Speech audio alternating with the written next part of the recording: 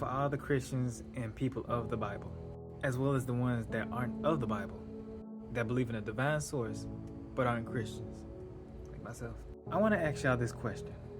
Genesis 2:7 is where it is stated, "Then the Lord God formed man of the dust of the ground, and breathed into his nostrils the breath of life, and man became a living soul." So it has been scientifically proven that we are carbon-based creatures. So if you put two and two together, if we were made from the dust, we were given life from the dust, but we are carbon-based, meaning our whole body is mostly carbon. Keep that in mind, mostly. Then that would mean that in order for both statements to coexist, to be true, that would mean that the planet Earth was literally, the planet Earth was literally in hellfire. There was nothing left but ash. From the ashes, we gain life. From the death of one came the soul rebirth of another. Even if you were to look at this spiritually, the fact that we come from ash itself, which is mostly carbon, which also contains a bit of potassium, this, that, and the third, a lot of other minerals too. Now a whole lot of things start to make sense. And there's a whole lot of other things that we are left with questions about.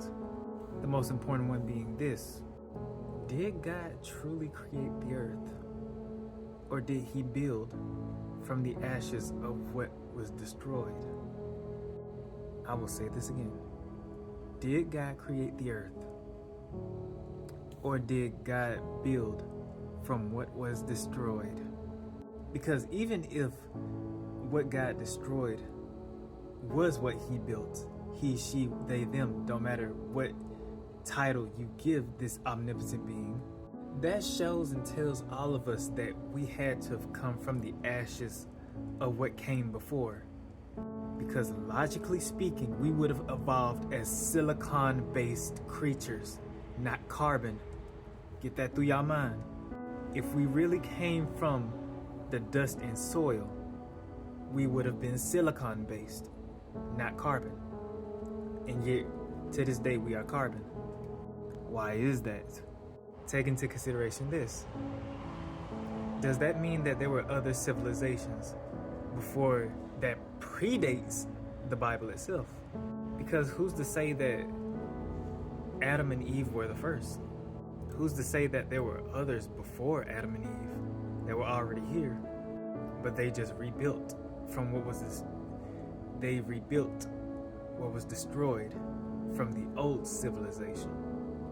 Into which it really makes you wonder and think, what truly happened in our past?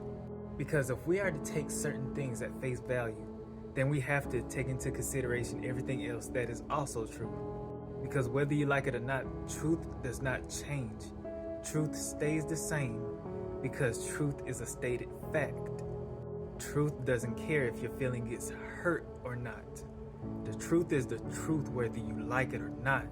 So if we are to take all of this into consideration, then that means we were built from ash.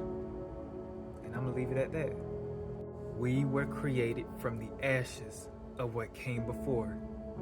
And we were given life out of the ashes of what came before.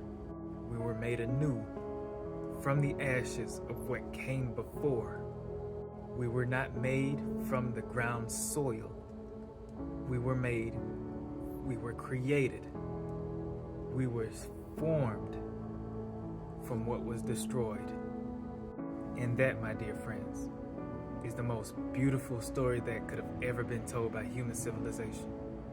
No matter what you believe in, to have human beings rise from the ashes of something that was destroyed, that truly shows our resilience. Us as a creative divine creation from our divine highest source, or whatever you believe in, as well as a living, breathing soul in this freaking body right now. Truly, give thanks to yourself for just being alive. Like, take your mind off of your problems just for a moment. and truly take in that you are alive from what came before. You are alive. You are breathing. You are living. You are here. You are here right now. Right? That is such an unfathomable way of thinking about it, but it's true. You are truly alive, breathing, living, just existing. You're just here. So appreciate it before you're not. Ashe, peace out, adios.